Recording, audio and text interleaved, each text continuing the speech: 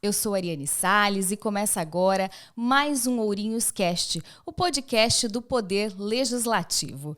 E nosso convidado de hoje é um nome que carrega respeito e admiração no mundo jurídico. Formado em Direito pela Universidade Estadual de Londrina, com títulos de mestre e doutor em Ciência Jurídica pela UEMP, ele construiu uma carreira sólida, marcada por competência, ética e dedicação. Atuou na Comissão de Ética e Disciplina da OAB de Ourinhos e esteve à frente de casos de grande repercussão na região. Além da advocacia, compartilha conhecimento como professor em cursos de graduação, ajudando a formar novas gerações de profissionais do direito. Sua liderança e compromisso com a valorização da advocacia o levaram a ser eleito presidente da 58ª subseção da OAB de Ourinhos por 2 triênios consecutivos. É com orgulho que recebo o presidente da OAB de Ourinhos, doutor Daniel Marques de Camargo. Seja muito bem-vindo, doutor. Obrigado, é um prazer estar aqui para a gente poder debater temas de interesse. Então, vamos lá. Vamos lá. Para a gente começar, doutor, fala resumidamente a sua trajetória profissional até chegar à presidência da OAB de Ourinhos. Ariane, eu, finalizado o curso de Direito na UEL, já iniciei minha vida na advocacia. Em 1996, no ano próximo, eu completo 30 anos, 3 décadas de atividade diuturna e orgulhosamente na advocacia. Então, esses 30 anos dedicados à advocacia e há 23 anos eu procuro unir a prática profissional da advocacia com a vida acadêmica também, o que é enriquecedor para mim e também para aqueles que lidam comigo no meio acadêmico. Eu consigo transportar o mundo prático, as experiências reais, concretas da advocacia para também a vida acadêmica. Não à toa também acabei fazendo especialização em processo civil, mestrado, doutorado. Então, basicamente, é esse meu caminho e sempre procurei contribuir com a OAB e com a advocacia da melhor forma. Acabei me integrando à Comissão de Ética e depois presidindo a subseção, que é um cargo de alta responsabilidade, de muita relevância, importância. Só quem está nessa engrenagem para entender todos os aspectos tão importantes que nós lidamos, tanto para a advocacia quanto para a sociedade e também para o sistema de justiça, estando à frente da OAB. É uma missão muito importante, relevante mesmo, não é fácil, mas gratificante. E o que motivou o senhor a se dedicar à advocacia? Vem de família? Sim, há uma tendência de família, pelo pai, pela mãe, mas nunca houve uma pressão. Acho que naturalmente eu pensava no direito, na psicologia, na publicidade, e aí acabei engrenando. E ainda bem que gostei do curso, porque entrei no curso na UEL muito novo, com 17 anos, sem ainda o traquejo, a experiência, a maturidade talvez, mas desde o início eu sempre gostei do curso. E aí quando a gente está fazendo curso de Direito, a gente pensa em concursos, pensa na carreira da advocacia, pensa no meio acadêmico. Eu acabei começando na advocacia. O início da advocacia, como a maior parte das profissões liberais, não é fácil, porque leva um tempo para você ter uma estabilidade, para você ir se enraizando profissionalmente. Então, passado aquele momento inicial mais difícil, eu advoguei durante 7 anos em São Carlos, de 96 a 2002. E em 2003 que eu voltei para Ourinhos. Então, aí, depois de passados aqueles 6, 7, 8 anos mais difíceis do início da profissão, embalei na advocacia mesmo e tenho muito orgulho de ser advogado, né? Presidente da OAB, eu estou.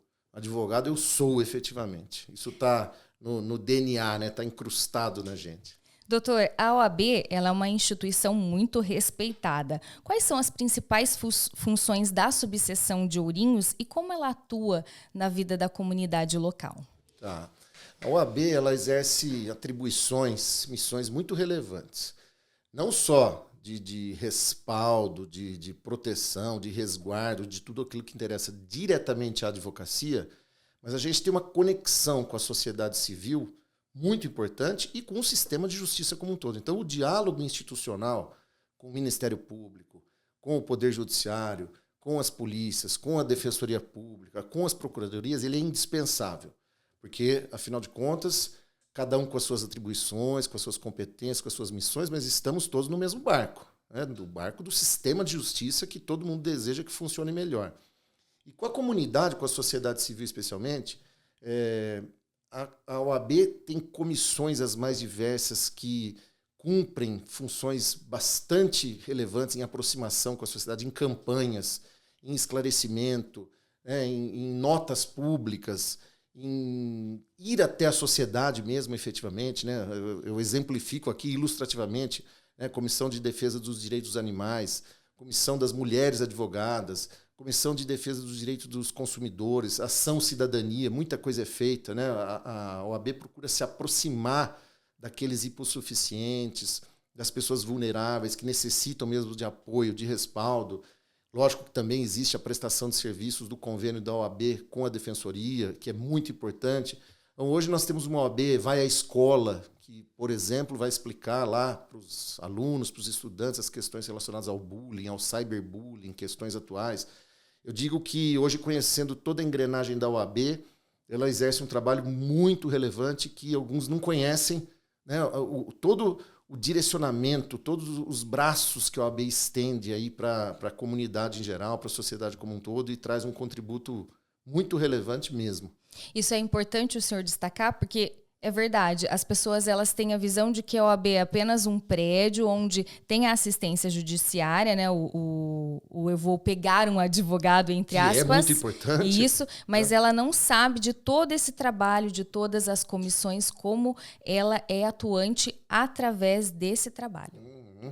Aqui na OAB, na 58ª subseção, né, que engloba Ourinhos, Canitar, Chavantes, Salto Grande e Ribeirão do Sul, nós temos quase 35 comissões atuantes, até comissão Direito e Arte, né, comissão relacionada a questões imobiliárias. Nós temos comissões mesmo que são bastante relevantes. Lógico que existe um tripé essencial, né, que é a comissão de direitos de prerrogativas, porque as prerrogativas da advocacia, dos profissionais da advocacia, vão muito além disso, são prerrogativas dos cidadãos, né, prerrogativas do Estado de Direito, né, para que tudo funcione bem. A Comissão de Ética e Disciplina, né, faz um trabalho relevante também, um trabalho inclusive pedagógico, não exatamente punitivo, sancionatório, a não ser que não haja outro caminho. E essa Comissão de Assistência Judiciária desse convênio também é muito relevante, porque muitas pessoas realmente não têm condições de arcar com custas, despesas de processo, honorários de advogado, e vão até o OAB, né, para, indicado um advogado, ele fazer o trabalho em prol dessa pessoa hipossuficiente, vulnerável muitas vezes. Agora, quais foram os maiores desafios enfrentados na sua gestão, né? Nós entramos aí no segundo triênio, até agora. Olha, Ariane, eu digo com tranquilidade que o trabalho ali flui muito bem. Flui muito bem porque nós temos colaboradores muito engajados, porque a OAB, todos sabem da força e da importância da OAB, e porque também, é preciso dizer, a gente vem de uma estrutura que já estava funcionando bem, de uma engrenagem que já estava bem colocada. Então, nós não precisamos fazer reformulações substanciais, modificações viscerais. Por quê? Porque a OAB, por gestões anteriores, já vinha realizando um bom trabalho. Lógico que nós procuramos inovar, melhorar, oxigenar, qualificar aquilo que é possível, trazer novas práticas, melhorar o próprio prédio. Mas é preciso dizer que a gente vem de uma sequência, aí, especialmente a atuação anterior do Dr. Fernando Moura, que deu o caminho aí para que a gente pudesse realizar um trabalho qualificado, legal, em prol da advocacia, da sociedade, do sistema de justiça como um todo. E quais conquistas ou projetos o senhor tem mais orgulho como presidente da OAB aqui de Ourinhos? Olha, não é fácil ilustrar isso, porque é muita coisa que acontece, né? O principal objetivo é realmente ter a respeitabilidade, a credibilidade que a advocacia merece. Não à toa, né, a Constituição Federal coloca no artigo 136 que os profissionais da advocacia, a advocacia ela é indispensável à administração da justiça, realmente essencial. A história do mundo mostra isso. Então a gente procura tentar levar conhecimento aos advogados e trazer respeitabilidade à advocacia. Isso é o que a gente procura fazer de melhor. Lógico que melhoramos também a infraestrutura, procuramos sempre respaldar as prerrogativas da advocacia. Com relação a isso, a gente não transige, né? Sempre agindo com bom senso, né? Com cordialidade, com lianeza, mas com firmeza, porque não podemos flexibilizar, relativizar, transigir em torno das prerrogativas. E um outro trabalho que a gente fez também, que é possível se orgulhar, é pedagogicamente, preventivamente, educativamente, levar as questões éticas para a advocacia para que não ocorram os problemas éticos. Não é sancionar, não é punir, é realmente ilustrar, dar conta de que determinadas condutas não são adequadas, levar todas essas informações à advocacia. Acho que é muito importante, principalmente para a jovem advocacia, que às vezes comete determinados deslizes, erros, não de má fé, mas por desconhecimento, né? Por falta de uma informação clara. Isso a gente tem feito bastante mesmo, tanto que eu posso dizer, a gente não tem visto problemas, né? Muito poucos problemas éticos relacionados às prerrogativas. Sempre haverá, mas parece que esse fluxo a gente conseguiu controlar bem, fazer a coisa funcionar legal em termos gerais. Agora, a gente tem acompanhado aí a modernização do sistema de justiça com a migração, por exemplo, para o EPROC. Qual tem sido o impacto desse sistema para a advocacia e quais os desafios para a adaptação? Isso não é fácil, né? A tecnologia é ótima, é bem-vinda, é inescapável, mas o que se criou no Brasil, Ariane, nesse aspecto é o seguinte, que nós temos muitos sistemas diferentes. Sempre tivemos. Eu estudei isso à época do doutorado e lembro que eu identifiquei que nós tínhamos, em determinada época, não sei atualmente, mas tinha em torno de 35 sistemas, os mais diversos nos tribunais. Deveria haver mais unidade, porque quem vai peticionar, por exemplo, no Tribunal de Justiça do Paraná é uma forma de posicionamento, no TJ de São Paulo é outra, no TJ Bahia, nos tribunais regionais federais, no Tribunal Regional do Trabalho, no Superior Tribunal de Justiça, no STF. Então, cada dinâmica para trabalhar com um determinado tribunal, com cada estado, exige praticamente um curso da pessoa, quando a gente deveria ter mais unidade e tal. Então vai ser uma adaptação necessária. Há quem diga que o EPROC é mais prático, é mais fácil de lidar, ele tem algumas ferramentas, alguns recursos que parece que realmente a coisa funciona melhor. Há críticos também, acho que isso aí, pouco a pouco, na prática, é que a gente vai saber. O fato é que a OAB está preparando toda a advocacia. A OAB São Paulo tem feito isso, em Ourinhos nós já fizemos, disponibilizamos cursos, eu mesmo fiz, para preparar a advocacia para essa nova realidade do EPROC. Né? E quanto às tecnologias, Ariane, aí é algo que a gente tem que lidar, utilizar isso bem, né? Isso é bom para todo mundo, com os cuidados necessários, porque a gente não pode abdicar do conhecimento, do estudo aprofundado, ou seja, a inteligência artificial, né, entrando nisso, que é um tema, vamos dizer, conexo aí, ou sequencial ao que você colocou, ela pode e deve ajudar muito, mas o profissional do direito precisa ter filtro para isso. Não à toa tem juízes tendo problemas, advogados com inteligência artificial dando, por exemplo, uma indicação de uma jurisprudência que não existe.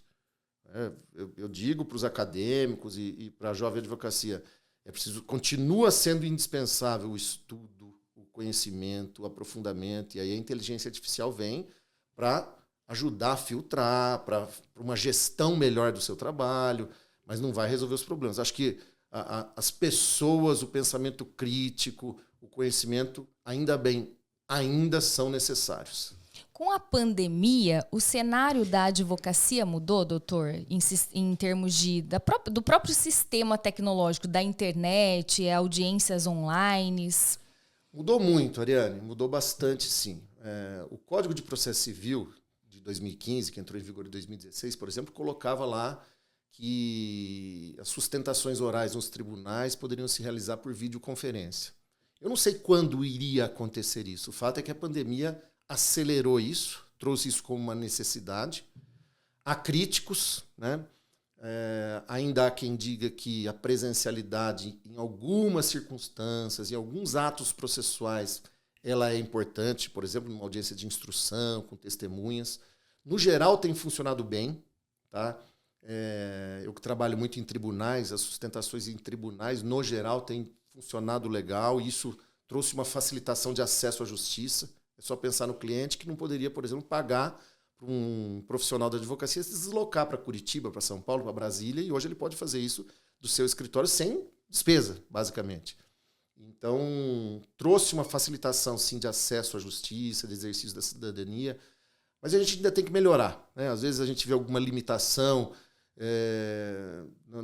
na dialética processual, ainda há muita disparidade, condutas muito heterogêneas, muito diferentes de juízos de tribunais, mas a gente está numa fase de transição, né? Adaptando, melhorando. Criou-se um aspecto talvez negativo, mas também inescapável, eu vejo para novos profissionais. Porque a lida com o ser humano direta, ali, o estar no fórum, o estar nos tribunais, o contato entre advogados, promotores, juízes, serventuários, ele traz muito enriquecimento. E o próprio presidente da OAB São Paulo, o Dr. Leonardo Sica, falou recentemente, na abertura do ano judiciário, salvo engano, que tem advogados que nunca viram um juiz pessoalmente. Advogados novos que vivem na virtualidade. E talvez falte esse traquejo, esse contato, essa proximidade, sabe, aquela troca positiva, às vezes até um embate mesmo, né, que vai forjando positivamente o profissional do direito. Isso é uma preocupação, mas toda essa tecnologia, essa virtualidade são inevitáveis, né, são inescapáveis. A gente tem que melhorar, né, fazer com que essa engrenagem funcione melhor. Agora, um assunto bem delicado, mas importante a gente destacar, é que recentemente tem surgido aí golpes aplicados por pessoas que se passam por advogados. Como que a OAB tem atuado para alertar a população e também para proteger o próprio advogado? Ariane, esse é um problema gravíssimo. É uma praga instalada pelo Brasil todo. Eu já recebi notícias disso de muitos. Eu fui vítima disso já, inclusive. Praticamente todo dia a gente tem notícia de um acontecimento desse. É muita tecnologia, é muito golpista, e os golpes vão mudando, né? Não é fácil de acompanhar isso. Então, o que a OAB tem procurado fazer é reportagens nas mais diversas mídias, articulação com a polícia, né? Com a investigação. Recentemente foi preso um grupo grande, né, quantitativamente relevante ali, de pessoas que estavam praticando esses golpes. Tinha até departamentos lá na distribuição das práticas criminosas entre eles. E, lógico, sempre vai existir. Então, trazer mais segurança no acesso aos tribunais, no acesso aos processos, porque esses golpistas eles buscam um processo real, eles buscam informações reais dos processos, e aí eles vêm com aquela coisa, principalmente pessoas mais simples ou simplórias, eles vêm com a notícia de que tem algo a receber, que você tem um crédito, e lógico, a pessoa está lá, às vezes, numa situação de necessidade, mas que para isso você precisa depositar um valor, você precisa fazer um pagamento, pronto, fez esse pagamento, acabou de perder esse dinheiro.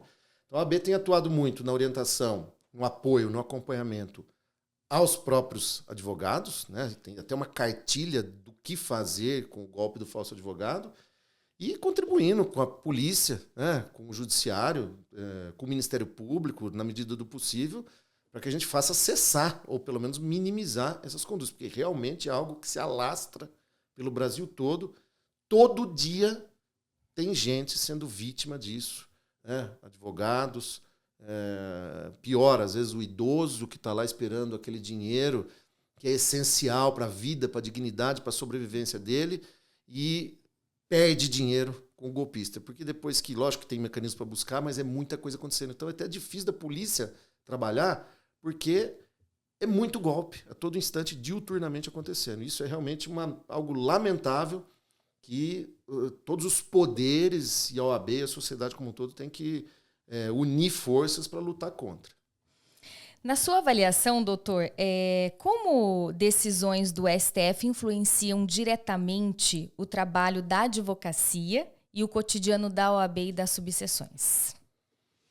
Ariane, esse é um questionamento que muito poderia ser falado disso, mas que também depende de várias circunstâncias. Óbvio que o Supremo Tribunal Federal é o órgão máximo do judiciário, né? Tudo que ele decide O Supremo Tribunal Federal ele é responsável pela unidade do direito constitucional no Brasil, né? Embora tenha muitas atribuições, embora alguns digam talvez esteja muito midiático, né? Com ministros às vezes se posicionando em demasia, né? Dos juízes se recomenda certa contenção, né? Isenção, não expor tanto, não fazer juízo de valor sobre situações e processos que estão julgando ou que podem julgar. Então, há uma exposição talvez excessiva hoje de alguns ministros do Supremo Tribunal Federal. Mas afetam porque, né, é o Supremo Tribunal Federal, é parte do sistema de justiça. Mas, assim, a OAB procura sempre trabalhar e busca com muita força que cada um respeite e cumpra as suas atribuições. A advocacia tem a sua missão, relevantíssima, essencial, indispensável, né? Historicamente, na história do mundo, onde houve algo que revolucionou, que melhorou, uma busca democrática, uma busca ao devido processo legal, ampla defesa contraditória, sempre houve um advogado ou advogados por trás disso. E, né, que cada um cumpra a sua missão, Ministério Público, Polícia, Judiciário, Defensoria, Advocacia. Então, o STF afeta todos nós, né? Porque as questões constitucionais são lá que desaguam em última instância, ou até como competência originária. Então, o STF, inevitavelmente, ele tem muita relevância, tem muita importância. Por isso, até que se espera um trabalho muito cuidadoso do Supremo Tribunal Federal, porque ele faz uma orientação prospectiva e define questões que afetam a vida de todas as pessoas. Agora, qual a importância de preparar novos advogados e advogadas para esse cenário em constante transformação? Nós temos muitos advogados no Brasil, né, porque nós temos muitas faculdades de direito, é algo quase que doentio, porque eu creio que ainda hoje, se somar todas as faculdades de direito do mundo, não dá o número de faculdades de direito que nós temos no Brasil. Isso mostra alguma anomalia. Mas a advocacia continua sendo essencial, indispensável, tem campo de trabalho para todo mundo. A gente precisa nortear essa nova advocacia a trabalhar bem, né? Muitos já vêm lidando de forma interessante com a tecnologia, é mais fácil para a jovem advocacia, e orientar, né, dos caminhos, né, dos cuidados com a inteligência artificial, dos cuidados éticos, para que haja bons profissionais atuando. Campo há para os bons profissionais. Nós temos hoje no Brasil algo próximo de 1,5 milhão de advogados. São muitos profissionais da advocacia. Então, hoje é, de certa forma, um pouco mais difícil, né, para o profissional trabalhar. Lógico que hoje a OAB é muito rigorosa. A gente adotou o sistema francês e, diferentemente do norte-americano, a OAB é muito rigorosa, para alguns até em excesso com as questões de publicidade, de marketing e tal. Mas hoje, queira ou não, o novo profissional ele pode expor um conteúdo didático, né, informativo em mídias sociais e se fazer conhecer, né, e ter um alcance que às vezes antes, né, sem toda essa tecnologia, muitas vezes não se conseguia. No estado de São Paulo nós temos mais de 400 mil advogados, né, em atividade. Imagina, quase 500 mil de advogados em atividade. É muita coisa. Mas os bons profissionais, os perseverantes, os estudiosos, os que trabalham bem, que respeitam as prerrogativas, se fazem respeitar, que atuam de maneira ética, eles têm seu espaço, encontram o seu espaço. Não é fácil, porque as profissões liberais em geral, né, o profissional demora para ele adquirir uma estabilidade, para ele se enraizar positivamente, para ele ter uma tranquilidade. Então, exige muito esforço, né? Sempre foi assim. Orientar e fortalecer essa jovem advocacia é muito importante. Inclusive, a OAB de Ourinhos ela tem a comissão da jovem advocacia, que ela é muito atuante nesse sentido. Bastante. Nós temos uma comissão da jovem advocacia que faz... já tivemos um triênio de 2022 a 2024, agora iniciamos o de 2025. Já houve, por exemplo, o Café da Jovem Advocacia para tratar dos temas mais diversos. Já devemos estar aí no 25º encontro. Ontem, por exemplo, eu falei para a Comissão da Jovem Advocacia do Estado de São Paulo, impulsionado pela doutora Jéssica, que é a nossa coordenadora da comissão aqui, representante no Estado também, que tem sido muito atuante, tem feito um trabalho muito relevante, para falar a jovem advocacia sobre precedentes judiciais, por exemplo, né? Tema importante no sentido teórico e prático. Então, nós temos apoiado muito a jovem advocacia, impulsionado positivamente. Lógico que isso, no meu caso, fica facilitado porque eu já tenho essa vinculação com o meio acadêmico. Então, muitos dos que viram advogados passaram por mim lá nos bancos acadêmicos, né? E quando não, também a gente aproxima de qualquer modo, apoia, impulsiona, diz sempre, né, desde a solenidade de entrega de carteira, a OAB é a casa de vocês, né? Aqui é a casa da cidadania e da advocacia. Então, tenham acesso pleno, livre e sempre, né, e qualquer dúvida, busquem a diretoria, as mais diversas comissões, os próprios colaboradores da OAB que muito conhecem ali e que também solucionam, encaminham bem as questões todas relacionadas à advocacia. Bom, doutor, para a gente finalizar, qual a mensagem que o senhor gostaria de deixar para a comunidade de Ourinhos e também para os profissionais de direito que nos acompanham? Olha, eu teria várias mensagens, né? Vamos tentar sintetizar aí que todos os profissionais do direito trabalhem não com ego, não com vaidade, mas pensando mais que tudo e sempre nos consumidores de justiça, né? Que, seguindo o que o Norberto Bobbio já falou, que todos nós consigamos servir para diminuir o abismo que existe entre a grandiosidade das promessas constitucionais e de direitos fundamentais e a miséria das realizações. Todos nós que trabalhamos no sistema de justiça podemos e devemos melhorar a vida das pessoas. Eu tive um professor, o Cândido Rangel Dinamarco, processualista muito conhecido aqui e fora do país, que ele sempre diz: o direito precisa trazer felicidade à vida das pessoas. E a advocacia continua sendo essencial, relevante. A advocacia é nobre, exige muito esforço, mas o caminho de quem trilha bem, ele certamente lá na frente vai colher frutos positivos. Doutor, mais uma vez, muito obrigada pela presença, por compartilhar com a gente sua vida, né, experiências, notícias da OAB, gerais que envolvam o meio do direito. É sempre um prazer conversar com o senhor. Muito bom, fico feliz, obrigado. Para mim também é muito legal falar dessas questões todas que envolvem o sistema de justiça, né, a advocacia, a OAB local. Obrigado mesmo, fico feliz. E para você que acompanhou o Ourinhos Cast de hoje, até o nosso próximo episódio. Tchau, tchau.